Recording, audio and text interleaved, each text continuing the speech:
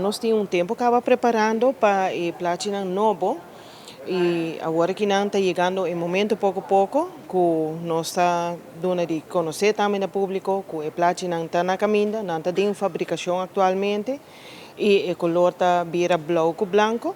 Nós está dando uma demonstração também que está com a Platina também vira, que é colona e também tem parte nova ribaje que está válido para 5 anos e ribaje por mira também ayan que eu mencionar 2025/2029. E essa aqui nós também otorgar da começo de ano mais seguro para nós por parte não patur e automobilista não cutin não belasting pagar, pero também cutin não seguro na ordem. O processo está seguindo normal. E belasting e boot não está seguindo normal, desde o ano 2017, se me não errar, queda introduzir de lei boot para incumprimento. Que no momento que a fecha final chega, em caso que a seguinte fecha final é dia 31 de janeiro, e se a pessoa não apaga, já dia 1 de fevereiro, é boot está válido. Então, no momento que vem ser pago, está 50% de boot, riba a soma que não paga.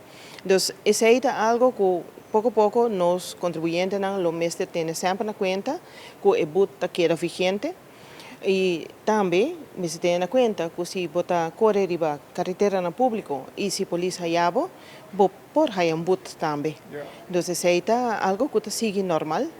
Controlan de polícia queda guardo executar, polícia definir que estratégia de controle não está assim e a nossa é parte administrativa, então emitir o boot não que tem que imponer o boot não que tem que sair e assim o automobilista su debe lo que aumentar. Uma vez que você tem veículo de motor, é importante para você ter a responsabilidade também com o mês e com a comunidade. É uma responsabilidade cívica que nós temos. Vamos ter tempo seguro na ordem, vamos ter tempo keuring na ordem, vamos ter tempo belasting pagar. Então, agora que na 2025 nós também temos placa número 9, nós pedimos tour e automobilista para ter em conta que não por raio sua placa de número se o seguro não está na ordem, nós também controlamos isso e nós estamos hobby estricto também com isso. Mas depois, hora que nós estamos claro para começar a parte da placa, nós lo anunciamos de que forma nós isso também suceder.